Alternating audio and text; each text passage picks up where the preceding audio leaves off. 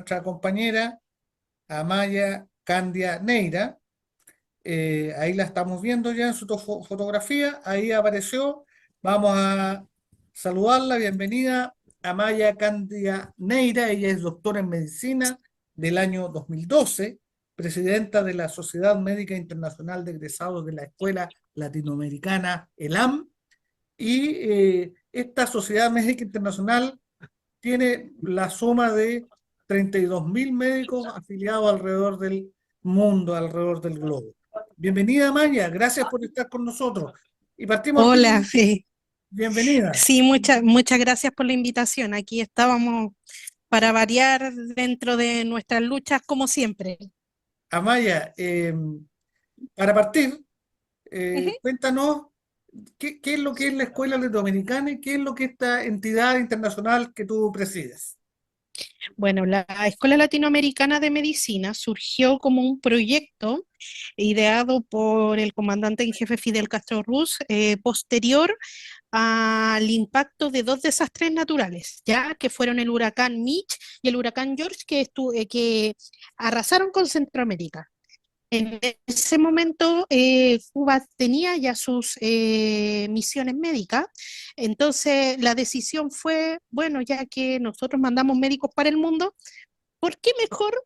La pregunta fue, ¿por qué mejor nosotros formamos médicos de estos países en nuestro país y se van y vuelven a su país para entregar lo que nosotros sabemos, ¿ya? Entonces es como un tema también desde el conocimiento, del amor y sobre todo de la solidaridad. Claudia, Creo que en 26 años, ya casi 27 años, han habido 18 generaciones, ya yo soy de la octava. Hay que plantear que de estas 18 generaciones se han graduado ya más de 32.000 médicos a lo largo y ancho de 122 países.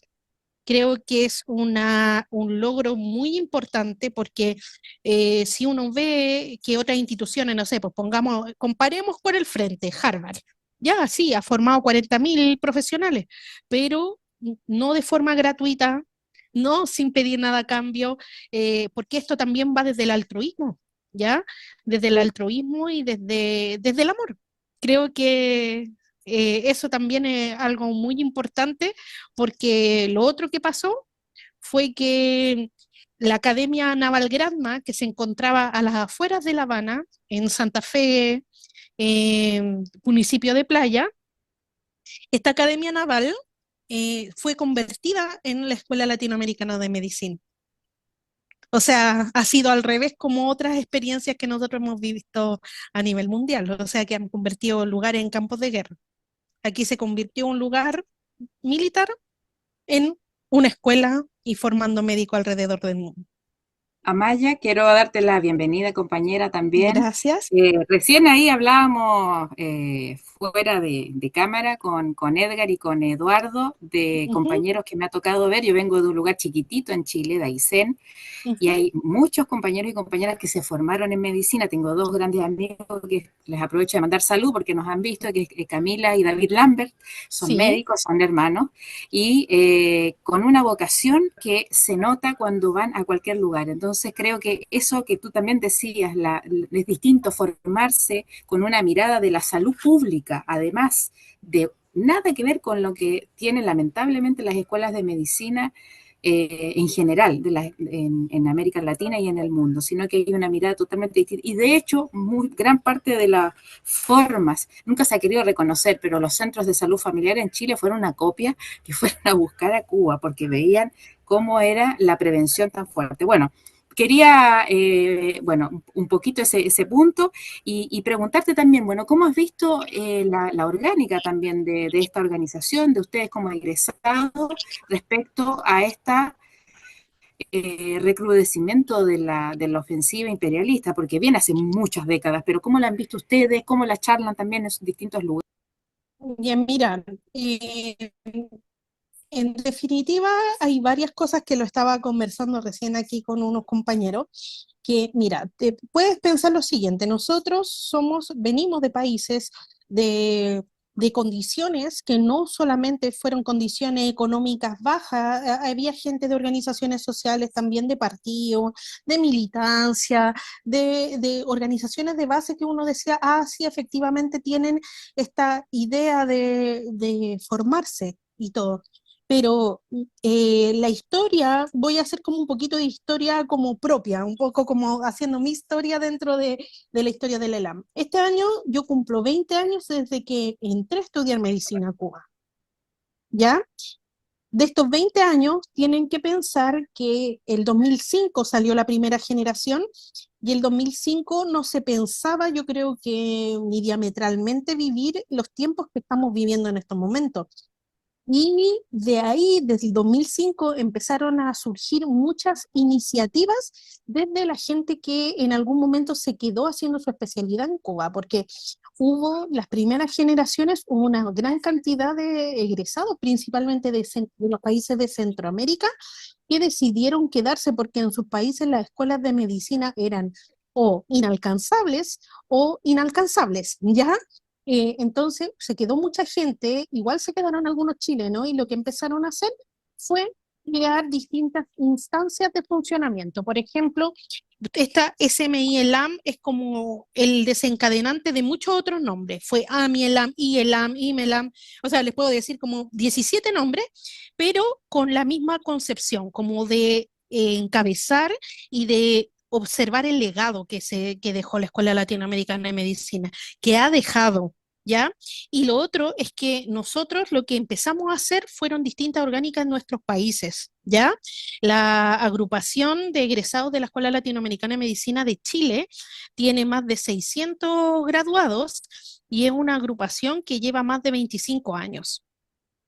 Entonces, como les digo, es un sinnúmero de cosas. Nosotros hemos actuado en varias iniciativas, en red de organizaciones, entonces nunca hemos perdido el vínculo. Y también lo que hizo la ELAM como proyecto fue trabajar en algo que se llamaba el observatorio, que era tener todos sus focos de luz, que éramos nosotros, a lo largo del mundo, y saber dónde estábamos, qué estábamos haciendo y qué cosas en qué estábamos trabajando, que eso también es muy válido lo que hizo.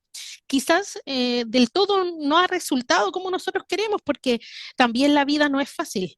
Ya, hay gente que viene de condiciones económicas que esto fue un salto. O sea, estudiar medicina para mucha gente a lo largo del mundo es un salto económico, te cambia el nivel de vida, te cambian las estructuras, te cambian un montón de cosas que uno cree que no es así, pero lo es. Entonces, lamentablemente la vida te va absorbiendo, el sistema te va absorbiendo. No somos todos los que queremos, pero esta Sociedad Médica Internacional tiene presencia a nivel de sus asociaciones, al menos en 40 países alrededor del mundo.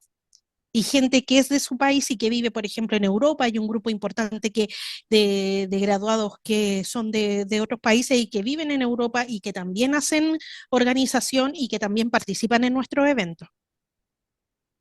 No Eduardo. sé si quedó claro o hay más dudas. Sí, No, no, súper perfecto. clarísimo. Clarísimo. Doctora Amaya, un saludo muy cordial. Doctora Amaya, Hola, ¿cómo está? bien. Una pregunta. Frente a ¿cuál es la esencia y cuáles son las diferencias que hay entre la formación cubana en medicina cuando ustedes vienen hacia nuestros países que son neoliberales, ¿no? Y donde la medicina muchas veces es más que nada un negocio, ¿no? Un- un- Aquí, por ejemplo, los servicios médicos estatales son muy precarios y con muchas deficiencias. Y, y siempre la medicina privada, se podría decir, es la que rige el estándar de calidad de nuestros países.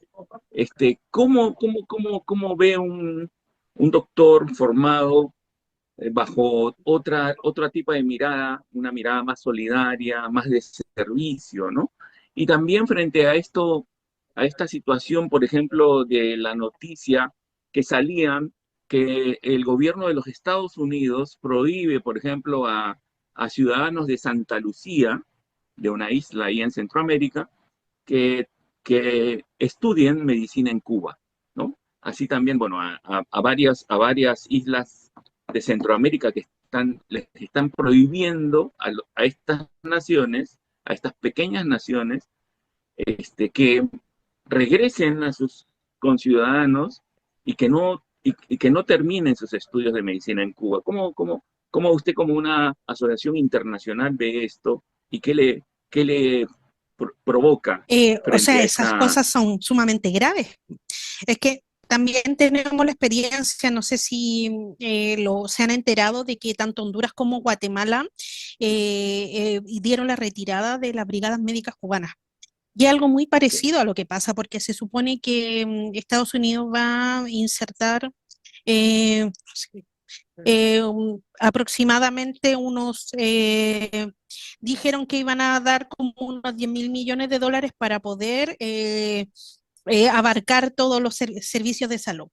Mira, contarles que hablando de esto, el año pasado yo tuve la oportunidad de estar en Honduras en un congreso centroamericano de graduados y que me llamaba mucho la atención el desmantelamiento que se han hecho de los servicios públicos. O sea, nos decía una colega ginecóloga que en su hospital público, tres parturientas, mujeres embarazadas a punto de parir, tenían que estar tres mujeres al mismo tiempo en la sala de parto, en una camilla, compartiendo una camilla. O sea, que ni en Chile, o sea, en Chile igual nosotros tenemos un sistema que ha sido mucho más personalizado y como decía aquí la compa, también nosotros tenemos un sistema de salud que se ha preocupado por los cuidados. Entonces, ver eso, esa manifestación es una locura. O sea, ver que las fundaciones que lavan dinero van a los distintos países, por ejemplo, a Honduras, van con sus fundaciones y dicen que van a atender pacientes porque tienen ecógrafo y cosas, pero quedan ahí, pues, en los exámenes, en que los médicos tienen que trabajar en estas fundaciones como para poder solventarse, porque en el sistema público ni siquiera hay cabida.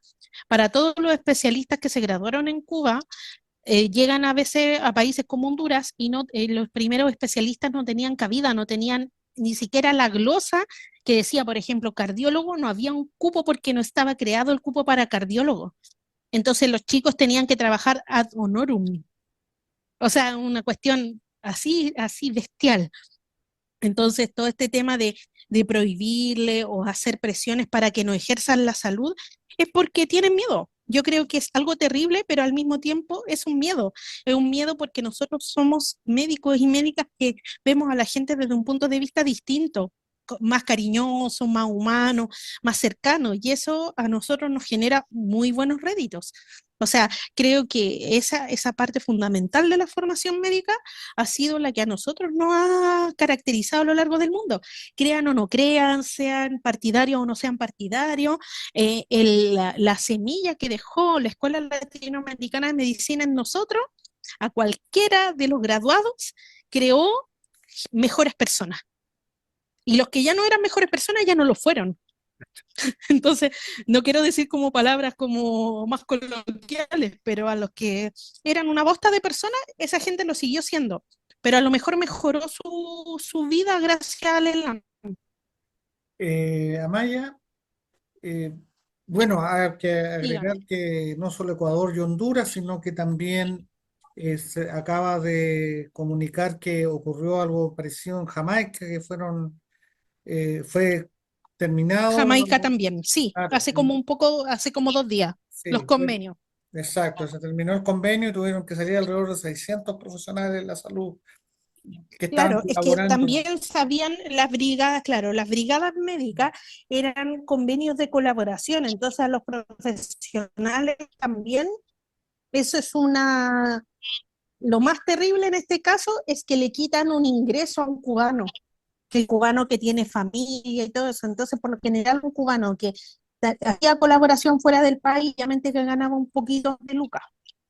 Pero sabes que además, pero Amaya, una dale, última dale. pregunta. ¿Qué está haciendo la organización para romper el bloqueo, para ayudar en todo caso a los hospitales allá o a los compañeros Ya, mira, nosotros hacemos hartas cosas porque nosotros también damos hartas libertades a que las organizaciones locales, las asociaciones y todo eso hagan su trabajo. O sea, nosotros en ese sentido valoramos todo el trabajo que hacen las distintas asociaciones a nivel del mundo, ¿ya? Actualmente lo que estamos haciendo nosotros como SMI ELAM es que junto con el colectivo de egresados de ELAM México, estamos reuniendo fondos para la flotilla Nuestra América que parte el día 17 de marzo para la isla, ¿ya? Va a haber una flotilla tanto de vía marítima como vía aérea y nosotros estamos apoyando esa campaña. Actualmente vamos a ir alrededor de 50 médicos y médicas, ¿ya? Voy yo dentro de la delegación, entonces nosotros igual, las acciones contra el bloqueo son generales y también nosotros trabajamos mucho el tema de cómo vincular lo que hacen nuestros países con lo que hacemos nosotros. Actualmente, por ejemplo, por lo que pasó en Ecuador, nosotros, la secretaria general de nuestra SMILAM es ecuatoriana, entonces piensen, y que el último Congreso Sudamericano de egresados también se hizo en Ecuador, y después de haber tenido una súper linda experiencia, nos cae ni siquiera un balde, 100 baldes de agua fría con todo lo que pasó con la expulsión del cuerpo diplomático, pero nosotros, déjenme decirle que tenemos eh, un espíritu solidario. Los tres principios fundamentales que nosotros tenemos es mantener el legado de la Escuela Latinoamericana de Medicina. Lo segundo, divulgar los valores científicos, técnicos, en investigación y todo lo que hacemos nosotros como egresados a través de una red internacional eh, de académica que estamos creando en estos momentos a través de una página web que hicimos una plataforma, actualmente también vamos a hacer una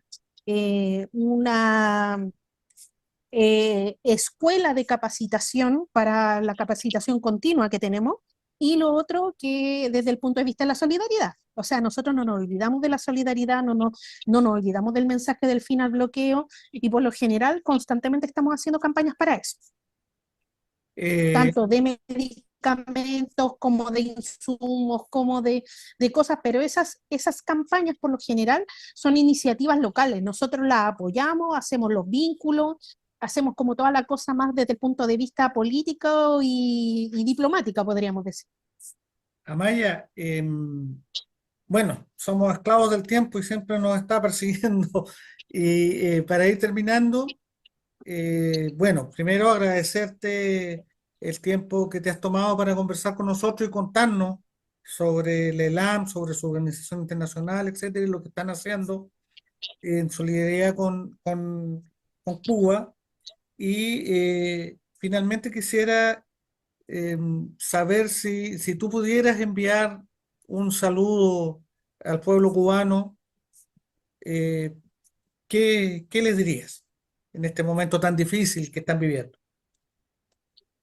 Créanme que me cuesta, porque en estos momentos, pucha, me voy a emocionar porque es fuerte.